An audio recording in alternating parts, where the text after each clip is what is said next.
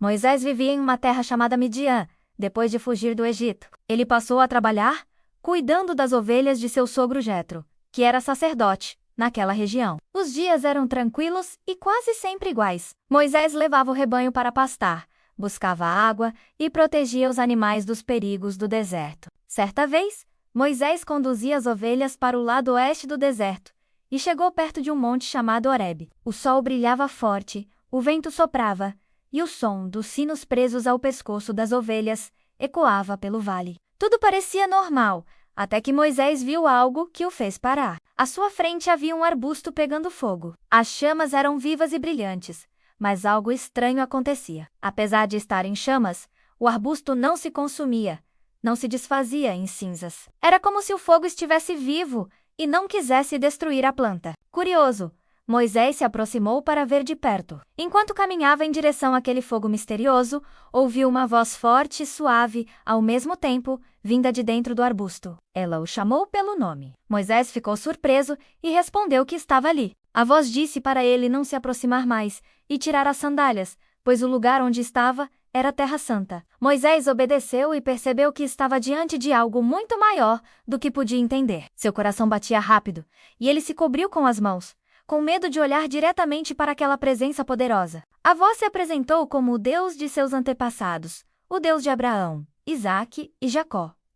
Moisés tremeu ao ouvir essas palavras. Ele sabia que estava na presença do Senhor. Deus então disse que havia visto o sofrimento de seu povo no Egito, que estava sendo maltratado como escravo, e que ele havia decidido libertá-los. Deus revelou que escolhera Moisés para ir até o faraó e pedir que deixasse o povo sair.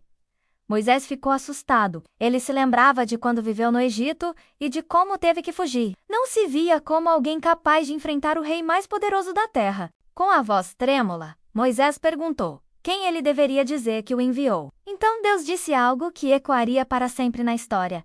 Eu sou o que sou. Diga ao povo que eu sou o enviou. Essa era a maneira de Deus mostrar que ele é eterno e sempre presente. Moisés ainda hesitava. Ele dizia que não sabia falar bem, que tinha dificuldade com as palavras e que ninguém acreditaria nele.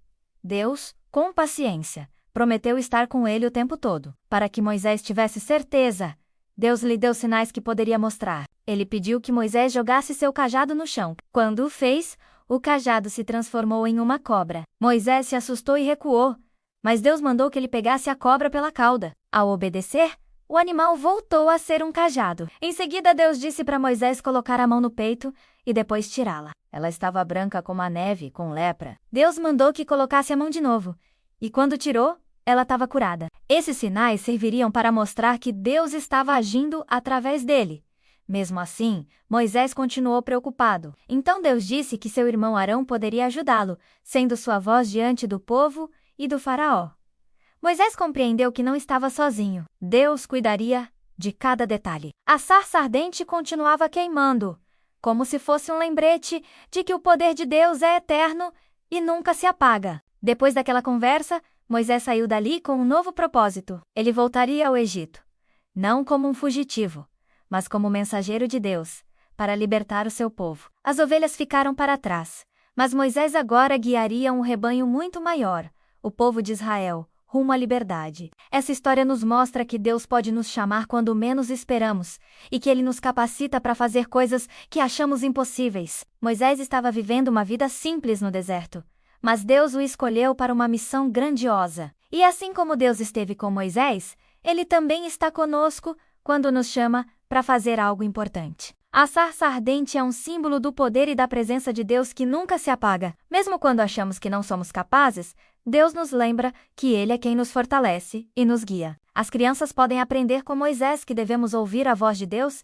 e obedecer, mesmo que tenhamos medo. Podemos confiar que Ele estará conosco em cada passo, nos ajudando e nos dando coragem para cumprir a missão que nos confia.